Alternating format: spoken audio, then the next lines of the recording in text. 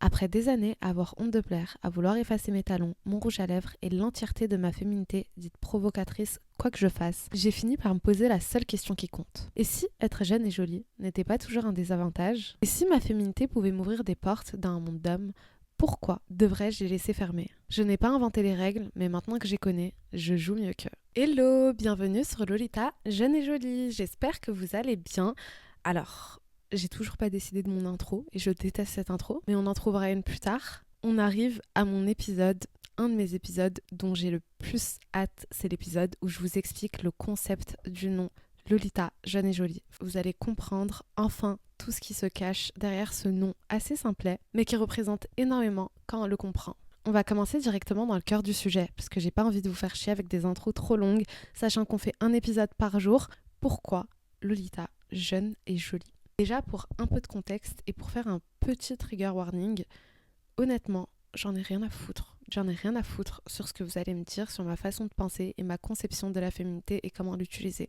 C'est soit t'es d'accord, enfin, je ne demande pas à être d'accord ou pas d'accord, mais c'est soit ça te sert, soit tu passes ton chemin. Je conçois que tout le monde n'a pas la même façon de penser que moi. Il y a des gens qui vont penser que c'est pas la bonne façon de faire et ok, je l'entends, mais jusqu'à présent, on n'a pas trouvé une bonne façon de faire. Et pour comprendre ce que je vous dis maintenant, suivez les épisodes dans l'ordre. En tout cas, pour comprendre celui-ci, vous devez regarder à partir de l'épisode 2. Je vous conseille de regarder cet épisode avant pour comprendre ma vision de la féminité dans cette société. En tout cas, du moins le piège. Parce qu'aujourd'hui, on va parler de la féminité et son pouvoir, comment le regagner et comment se le réapproprier après qu'on t'ait insulté toute ta vie, que tu sois trop ou pas assez. En fait, il faut rentrer dans des cases. Et aujourd'hui, c'est pas un épisode spécial où on va sortir des cases, c'est plutôt un épisode où je vais vous apprendre à passer par des chemins assez stratégiques, à être beaucoup plus fine dans vos choix face à cette société.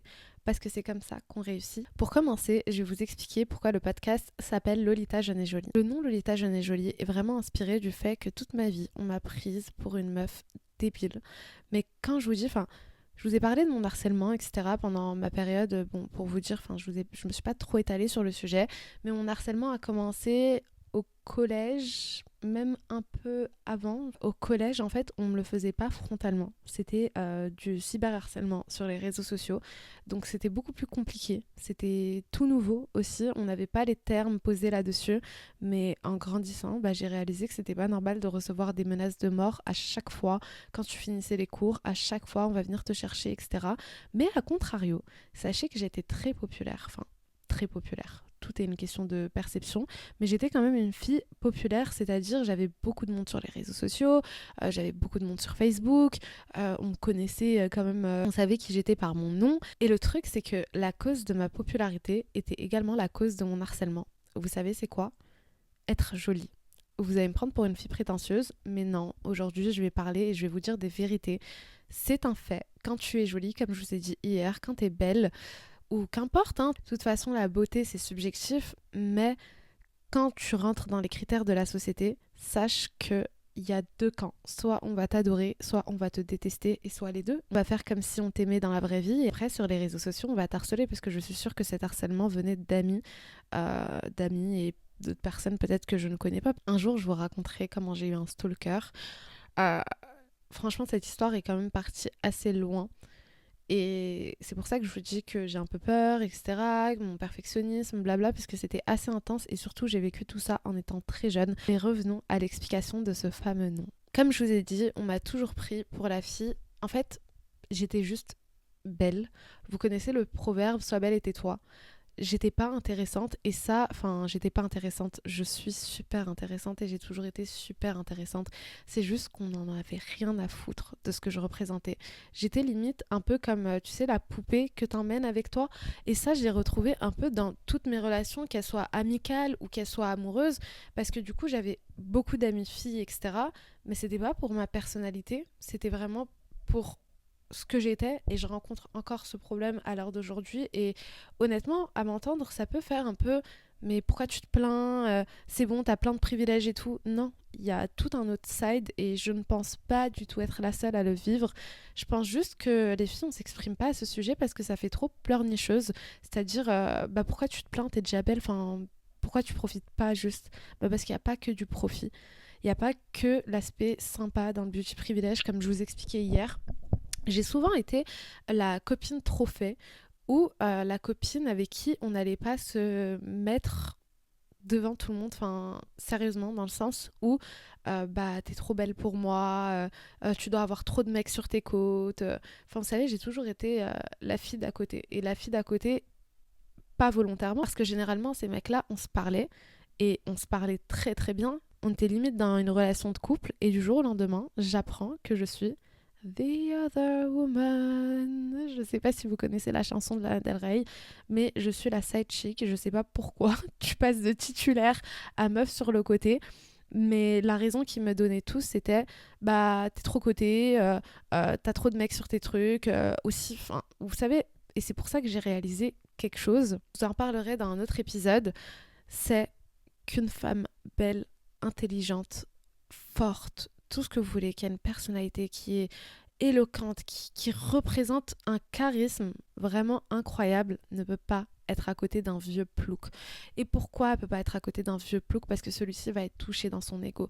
À part si ce mec est déjà bien, est déjà confortable dans sa vie au niveau de sa carrière et que son ego est déjà boosté, sachez que si vous êtes à côté d'un vieux plouc et que vous représentez tout ça, il ne va faire que de vous ralentir.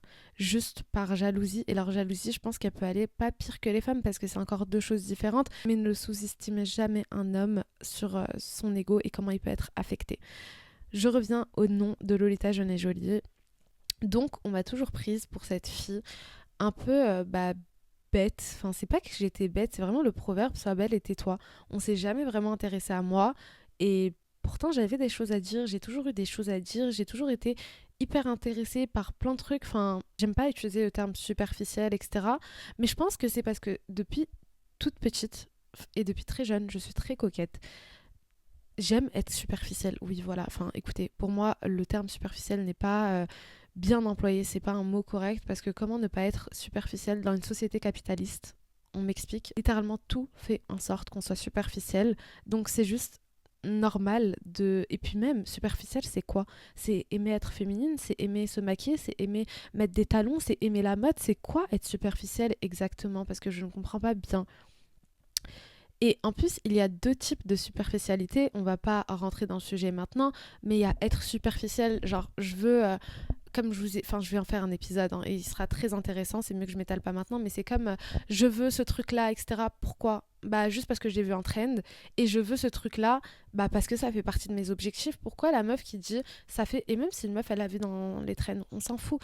Mais quand ça fait partie de tes objectifs, en quoi c'est superficiel? Pourquoi on dirait jamais à une femme c'est bien? T'as des standards qui sont hauts, c'est bien, félicitations, t'es ambitieuse. Non, ça on dira toujours à un homme. Pour moi, Lolita Jeune et Jolie, c'est une arme de retournement. Ce que je veux dire par là, c'est que j'en ai marre d'être toujours mise dans une case. J'en ai marre d'être prise pour une conne parce que t'es belle. J'en ai marre de devoir faire attention parce que de toute façon, quoi que tu fasses, tu ne trouveras jamais une solution. C'est-à-dire que tu peux être masculine dans ton style, histoire de ne plus recevoir des commentaires de gros porc ou d'avoir, tu sais, quand tu te présentes dans une entreprise, tu vas pas être juste prise pour la nouvelle fille belle et débile qui a été juste engagée par le patron pour sa beauté. Non, tu vas être masculine, on va te dire quoi? Euh, T'es trop masculine, tu fais pas assez féminine, enfin ça va être mauvais. Par exemple dans Sex and the City, on a clairement l'exemple avec Miranda qui a tout fait pour se conformer à... Elle fait du droit, donc elle a tout fait pour être vraiment bien vue dans son truc, son entreprise, on suit un peu cet aspect de sa carrière et au final, en fait quoi que tu fasses, que tu sois masculine, que tu sois féminine, on sera jamais content. Donc, est-ce que je vais continuer à faire la guerre comme je vous ai dit hier? Non. Je vais apprendre à jouer et je vais jouer beaucoup mieux qu'eux. Ça me dérange absolument pas que tu penses que je suis conne pendant que je te la mets à l'envers. Désolée de parler comme ça, peut-être que c'est un peu vulgaire, mais je sais pas comment vous dire les choses plus clairement que ça. En fait, pense que je suis débile. Ça me dérange absolument pas, je n'ai rien à prouver à personne. Vous savez, c'est un peu... Hier, j'ai vu une citation de Keanu Reeves, je crois que ça se dit comme ça. Je vais vous dire ce qu'il a dit. Je suis à un stade de ma vie où j'évite les disputes. Même si tu me dis que 1 plus 1 est égal 5, t'as raison, amuse-toi bien. Et bah, c'est exactement ma façon de penser. Tu penses que je suis conne, il n'y a pas de souci, amuse-toi bien aussi en fait. Reste penser que je suis conne. En attendant, moi, je vais avoir ce que je veux par derrière ou par devant ou qu'importe, mais en tout cas, tu me verras pas faire mon coup et je vais avoir ce que je veux au final. Donc, est-ce que ça m'importe au final ce que tu penses de moi? C'est-à-dire que je suis arrivée à un point où je peux plus convaincre les gens. Parce que quand même, tu arrives à convaincre une personne, il y en a encore 10. C'est-à-dire que tu vas rencontrer un mec, ce mec il va être convaincu que toi, enfin, c'est pas que t'es pas superficiel, mais il comprend le cheminement que je vous dis. Et bah quoi, après je vais rencontrer ses parents, faut que je convainc ses parents. Non, en fait, pensez ce que vous voulez de moi. Et je pense que au-delà de ça, dans tout ça, il y a l'énergie en fait. Là, je vous ai pris un mauvais exemple en vous disant un copain, etc. Parce que c'est une famille, enfin, si tu comptes, enfin, si tu aimes vraiment ces personnes-là, pas que tu dois les convaincre, mais je pense que ton énergie va se faire ressentir. Mais dans un contexte social, c'est-à-dire qu'il me présente à ses amis, et ses amis me pensent bête, bah ok, ok, il n'y a pas de souci. Mais en attendant, la teubée, elle gagne beaucoup mieux sa vie que toi. Elle a beaucoup plus de privilèges que toi, elle a tout en plus que toi, parce que les gens la prennent pour une teubée et qu'elle sait s'en servir. Et un point que j'aimerais aborder, vous allez comprendre tout le contexte du Lolita jeune et jolie, dans l'épisode. Je vais pas rester vous dire à chaque fois ça veut dire ça veut dire, vous allez comprendre petit à petit. En fait, vous voyez par exemple, faudrait m'expliquer pourquoi je ne devrais pas utiliser mon charme, ma féminité, ma beauté pour avoir un job. Pourquoi je ne devrais pas utiliser ça dans n'importe quel privilège alors que comme je vous ai dit hier, je me tape tous les inconvénients. Et comme je vous ai dit hier aussi, il y a des gens qui vont dire c'est immoral, c'est pas comme ça qu'on a les choses, c'est pas comme si... Mais d'après qui, encore une fois? D'après la société, en fait, c'est toujours ceux qui ne peuvent pas utiliser les choses avec leur cerveau, c'est-à-dire que ceux qui n'y arrivent pas, parce que vous voyez par exemple tous les mecs là qui insultent les femmes d'escorte, etc., dès que tu leur poses la question, tu leur dis toi qu'est-ce que t'aurais fait si t'étais une femme? Ils vous disent tous, mais je pense que je ne suis pas la seule à avoir cette réponse, mais loin d'être la seule, ils disent tous j'aurais été escorte ou j'aurais fait nan. En fait, à chaque fois, je cut mes mots, mais je vais les biper dans la vraie vie parce que je sais pas comment on fait. J'aurais été ça. Pourtant, c'est bien les premiers à critiquer. Pourquoi? Parce que ce sont des immenses frustrés. Et là, c'est le même concept. Les gens qui vont vous dire que ce que je vous dis, c'est immoral, tu peux pas utiliser ton charme pour avoir un taf, ta gueule. C'est juste que t'arrives pas à le faire et c'est juste que t'es frustré de rentrer dans ce moule. C'est soit que t'arrives pas à le faire, soit que t'as pas assez de courage pour le faire. Parce que utiliser son charme, sa féminité, etc., ça relève de prendre énormément sur soi-même et de savoir tirer correctement les épingles si tu veux être maître de ton jeu. Donc ce n'est pas juste être conne et profiter de sa féminité, c'est être intelligente et faire croire que tu es conne. Et c'est même pas faire croire, c'est les laisser croire que tu es bête. Et je vous jure que moi, la plupart des gens, enfin, c'est mon système de fonctionnement depuis maintenant, je crois depuis 2020. Et il y en a beaucoup qui le comprennent. Les mecs intelligents, enfin, quand je dis les mecs, c'est parce que j'ai travaillé, on est dans un monde d'hommes, malheureusement, mais j'ai travaillé avec beaucoup de mecs et avec des filles. J'ai trouvé des filles, j'ai trouvé des partenaires de crime avec qui on s'est fait beaucoup d'argent de cette façon. Parce que quand tu tombes sur une meuf qui réfléchit comme toi, my God, qu'est-ce que c'est incroyable qu'il n'y a pas ce truc de non, faut pas faire ça, qu'est-ce qu'ils vont croire les autres, qu'est-ce qu'ils vont penser, ça te rend pas légitime. Bien sûr que ça me rend autant légitime que n'importe qui ici. Sachant que le charme, l'apparence, la séduction, c'est des codes sociaux qui font partie du travail. Pourquoi quand c'est un homme qui va les utiliser? C'est-à-dire pourquoi quand c'est un mec qui va séduire et on séduit pas de la même façon? C'est évident, c'est ce que je vous ai expliqué dans mon épisode d'hier, mais pourquoi? Je vous prends l'exemple pour vous schématiser. Je sais pas si vous avez déjà regardé, là je trouve que ça schématise bien, l'exemple des hommes. Est-ce que vous avez déjà regardé le film avec Leonardo DiCaprio, Catch Me If You Can? Il a douillé tout le monde, le mec était charmant et Leonardo DiCaprio le fait très bien, il interprète très très bien ce rôle parce que même dans Le Loup de Wall Street, etc., on voit ce truc de charmeur, de séducteur. On le voit aussi beaucoup chez les hommes qui font de l'immobilier, par exemple. Les mecs qui font du business sont très charmants et sont très séducteurs. Et ils ne séduisent pas que des femmes, quand je vous dis ça. Ils séduisent pour avoir leur contrat. Ils séduisent pour arriver à leur fin. Ils charment. Et ça, c'est une qualité qui développe. C'est-à-dire que dès lors où ils sortent de leurs écoles, ça, ils le savent. Et ils sont encouragés à le faire. Expliquez-moi pourquoi, en tant que femme, on nous dit tout le temps... En fait, en tant que femme, on va toujours se taper pour ce que tu fais et ce que tu fais pas. Et même si tu changes l'inverse de ce que tu fais, tu seras tapé aussi pour ça. Et mon but, comme je vous ai dit ici hier, c'est de vous apprendre vraiment à vous réapproprier votre féminité comme on ne l'a jamais appris. Il n'y a personne, c'est pas comme eux. Et je dis pas que c'est la majorité des hommes, mais là je vais pas parler d'hommes parce qu'on en a rien à foutre, le sujet tourne autour des femmes. Ils sont encouragés, il y en a d'autres qui sont pas encouragés, je sais pas. Mais tout ce que je sais, c'est qu'ils sont beaucoup moins blâmés que nous. pourquoi quand un homme vient et crie dans un espace, c'est-à-dire dans une réunion, pour affirmer son idée, un truc comme ça, qui tape du poing sur la table, ça lui donne un certain charisme, les autres vont avoir peur, ils vont se dire, faut le respecter, nan, nan, nan. Et quand une femme joue de ce truc, parce que les hommes, et ça c'est une question d'énergie aussi, j'ai réfléchi un peu après mon épisode d'énergie féminine, etc. Je vous ai dit, je réfléchis beaucoup, d'accord? Et je me suis dit, en fait, je me suis beaucoup justifiée, mais l'énergie, à part le bullshit des réseaux sociaux, c'est spirituel, ok? C'est pas scientifique. J'ai essayé de vous l'expliquer par tous les moyens, en omettant dans ma tête que ce terme n'est pas scientifique, que, en fait, je peux pas vous prouver par A plus B que ça existe. Faudra faire vos propres recherches de votre côté et je vous aiguille vers un chemin et vous le suivez ou pas, d'accord? Et pour moi, ça a coulé de source parce que je suis très spirituelle et que c'est mes convictions. Pour revenir, pourquoi je vous dis ça? Parce que les hommes, dans leur énergie masculine, je vous ai dit, ils sont très... ils vont directement dedans. Enfin, c'est pas directement dedans, c'est juste qu'il n'y a pas mille chemins. Et c'est la force, leur truc, ils sont solaires. Enfin, quand je dis solaire, je mêle un peu d'astrologie à tout ça, mais vous savez, et encore une fois, on retire les trucs homme gay, femme gay, et ça y est, vous avez compris. L'énergie dans laquelle tu te corresponds, ça c'était un autre épisode, faut suivre. Je m'énerve toute seule. Non, c'est pas que je m'énerve toute seule, mais j'ai envie d'être bien comprise. Donc bref, la féminité, et je développerai encore une fois dans un autre épisode, c'est la douceur, c'est la subtilité, c'est le détail. Un homme, ça va être assez terre à terre, ça va aller directement, ça va pas prendre le choix le plus compliqué, il se casse pas trop la tête aussi, enfin vous voyez c'est oui ou non, c'est pas oui mais je pense que nanana, encore une fois il y a des exceptions mais bref. Donc eux, leur force par exemple ça peut être de crier, de taper du poing sur la table, c'est ça qui va ressortir leur charisme vous voyez, mais en tant que femme, nous c'est totalement différent, c'est la subtilité, c'est la douceur, c'est pas le mystère parce que je vous ai dit en fait l'énergie féminine en soi est constituée d'énormément de choses. Il faut que tu trouves les choses qui te correspondent pour les développer et être encore plus forte, d'accord? Jusqu'à là, on me suit.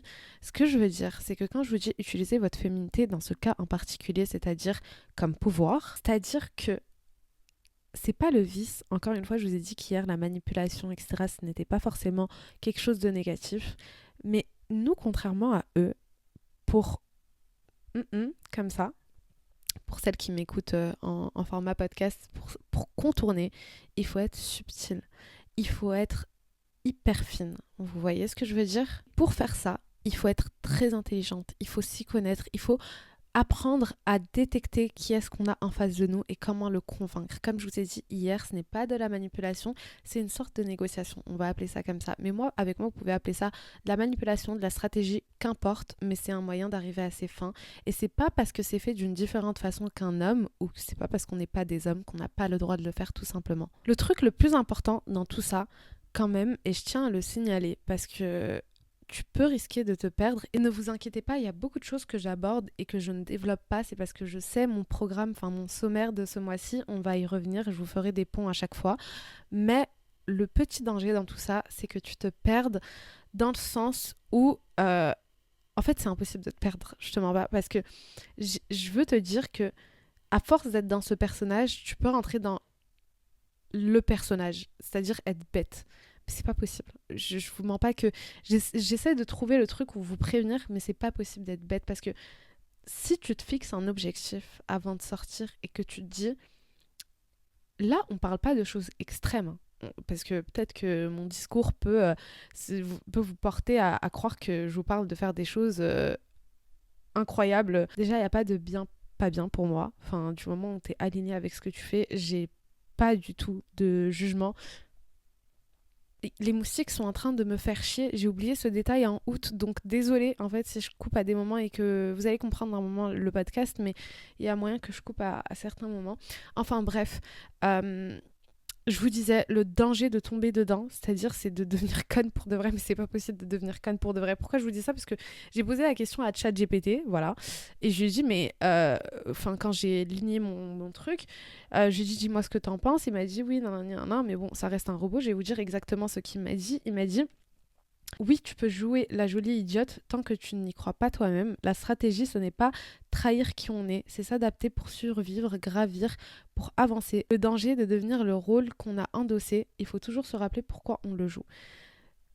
C'est ChatGPT, c'est un putain de robot parce qu'en tant que femme, je pense que c'est tellement évident que je n'ai pas besoin de vous le dire. C'est-à-dire que n'oublie pas que pour atteindre les objectifs, enfin quand tu sors de chez toi avec tes objectifs de la journée et que tu te dis je vais avoir ce que je veux, tu sais que ton comportement, c'est comme ce que je vous disais hier, je ne considère pas les hommes comme des humains tant qu'ils m'ont pas prouvé que ce sont des humains. C'est-à-dire que quand tu fais du vice, quand tu fais de la manipulation, tu sais très bien que tu le fais à une personne qui est teubée, qui te prend pour une fille juste jolie, jeune. Le terme jeune dans ce nom, c'est pas du tout pour exclure les filles dans la trentaine ou dans la quarantaine, non. C'est juste parce que je pense que vous le remarquerez, plus t'es jeune, plus on te prend pour une abrutie. Je comprends pas en fait c'est quoi leur maladie, mais ça tout le monde, hein. C'est-à-dire que les femmes, les hommes, les vieux, même quand t'es dans, je sais pas, tu fais tes courses, un truc comme ça, ils sont tellement méchants envers la jeunesse, je ne comprends pas pourquoi.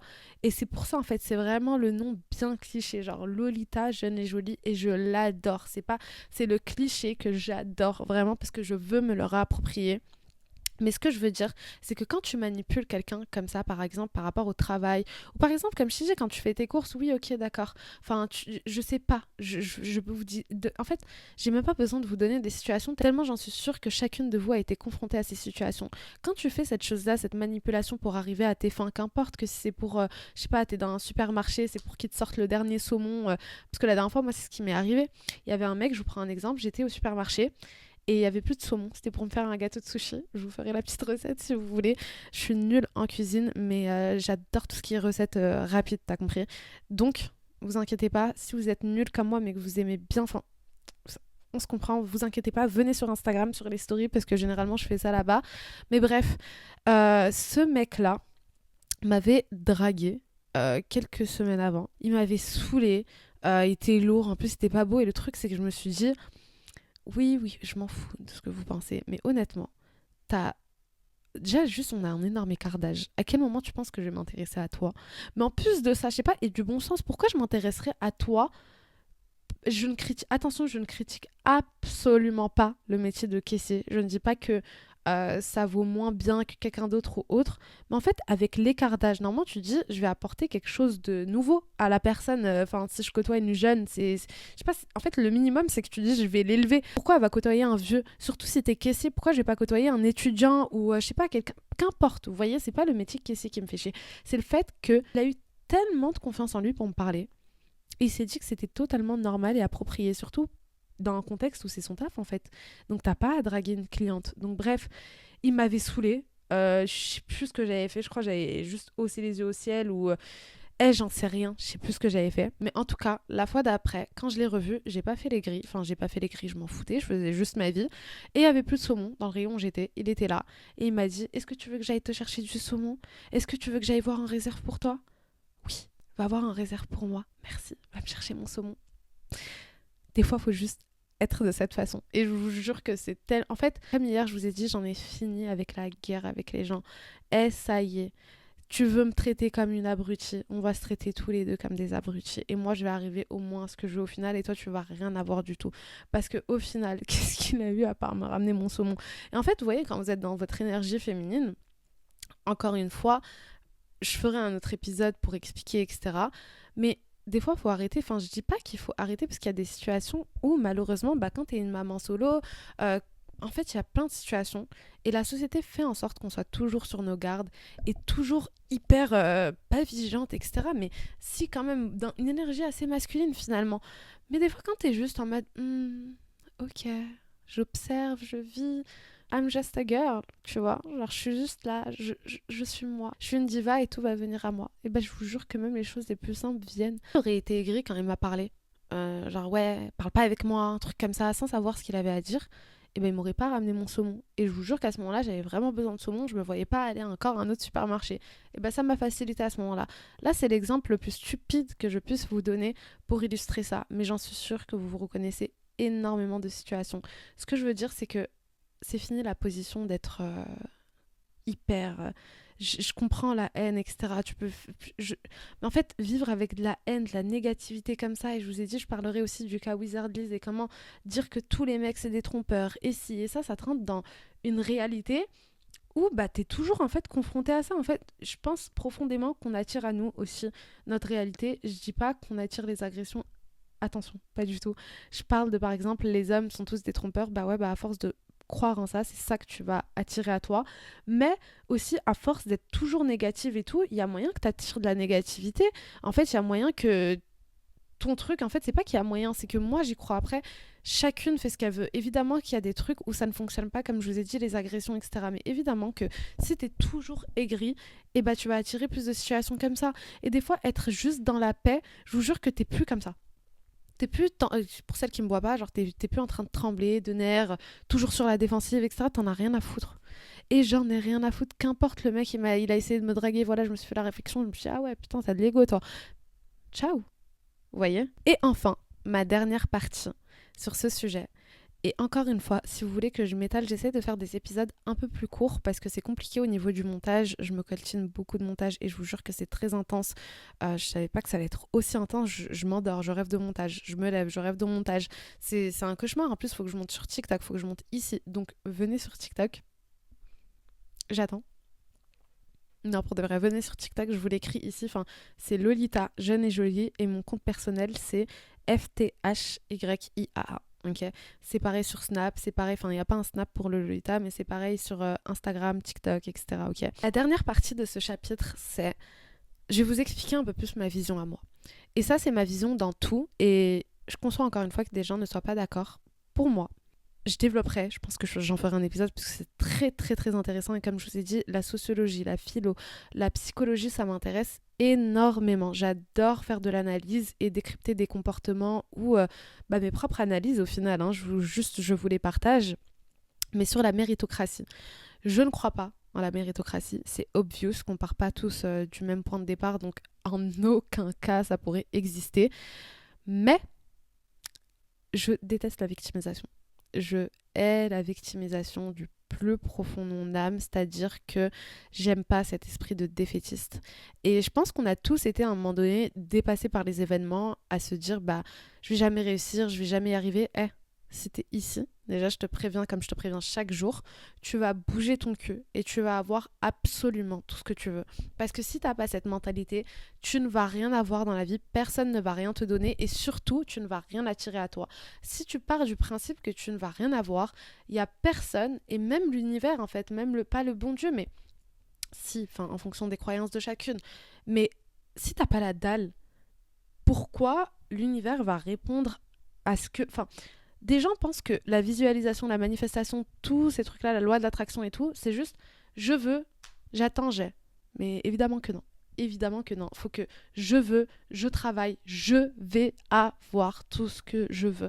En fait, c'est pas je veux. C'est pas je veux et je passe à autre chose. Je veux et je fais en sorte. C'est-à-dire que je vous dis pas de sortir, enfin de se donner à fond. En fait, c'est en fonction de chacun, l'effort que tu peux faire. Et c'est pour ça que je vous dis l'attention est derrière tout. C'est-à-dire que le bon Dieu, l'univers, la lune, tout ce que vous voulez, voit ce qu'il y a dans vos cœurs. C'est-à-dire que quand vous vous donnez, c'est-à-dire que moi, je peux me donner d'une façon et une autre fille d'une autre façon. Ce sera pas du tout comparable.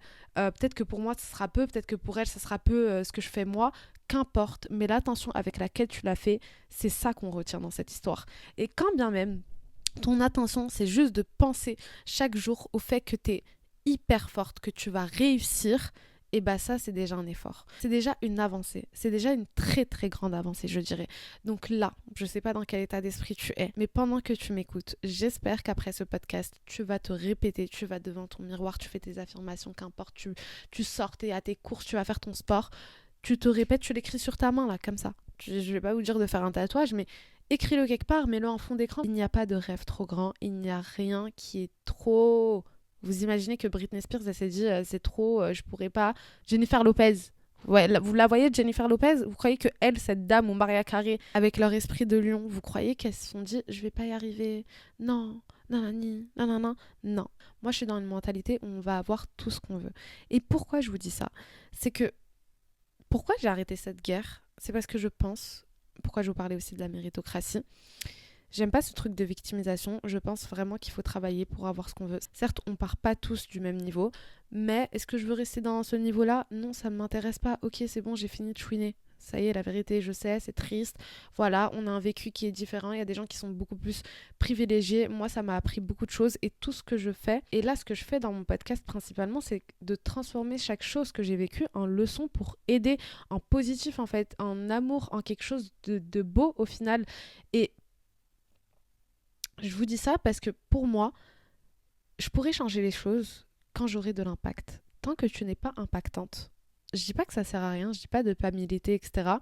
Mais je dis l'état d'esprit d'être en guerre, ça ne sert à rien de l'avoir parce que ta voix n'a aucune importance tant que t'es pas quelque chose, tant que tu n'es pas quelqu'un. Et pour être quelqu'un, il faut arriver à se faufiler dans tous les endroits, dans les endroits les plus élitistes, dans les endroits où toi, on te méprisait, c'est pas grave si les gens ils se disent, vous savez, moi, dans ce truc-là, euh, en plus, je pense que je suis pas la seule, j'ai déjà discuté avec un ami, et lui, on lui disait, t'es pas un noir comme les autres, ça se voit que t'es intelligent, etc. Eh, bande de gros cons, allez vous faire foutre, je vais vous faire un fuck bien comme il faut. À chaque fois que je rentre chez moi, je vous fais des doigts. Y a pas de souci. Pensez que moi, de base, je suis la rebeu hyper sauvage et que vous êtes hyper choqués de me voir m'exprimer correctement, etc. Y a pas de souci. Moi, je traîne avec vous parce que je sais ce que je veux avoir.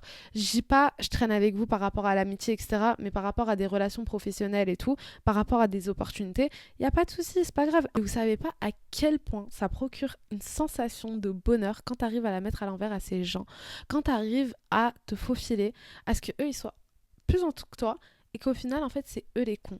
Pour finir, il ne faut pas être une guerrière épuisée, il faut être stratégique. Stratégique et tu vas tout avoir. Encore une fois, je sais que ça peut poser problème ce que j'ai dit, honnêtement je m'en fous. Ce que je peux faire, c'est développer dans un autre épisode parce que je ne veux pas que ça soit trop long. Peut-être qu'ils te prendront pour une idiote et même les gens qui m'écoutent maintenant, parce que ceux qui vont pas être d'accord, ils vont se dire mais quelle conne, etc.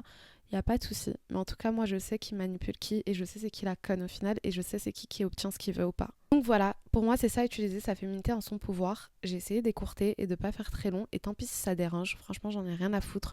C'est la solution que j'ai trouvée pour être en paix, pour être dans mon énergie féminine, pour arriver à mes fins. C'est ma stratégie en tant que Lolita jeune et jolie. Merci de m'avoir écoutée. Je vous fais pas une outro très longue, mais j'ai reçu quelques retours et franchement, c'est pas des petits retours, genre juste une phrase, c'est des retours qui sont vraiment très gentils, donc je vous en remercie encore une fois. Excusez-moi, j'essaye de précipiter l'outro, mais parce que je veux pas vous prendre énormément de temps et à chaque fois mes épisodes sont super longs et que j'ai l'impression que c'est long pour YouTube, etc. Abonnez-vous au podcast sur les plateformes et sur YouTube, mettez-moi 5 étoiles et laissez-moi un petit commentaire. On se retrouve demain parce qu'on passe tout le mois d'août ensemble. Je vous embrasse très fort. Merci de m'avoir écouté.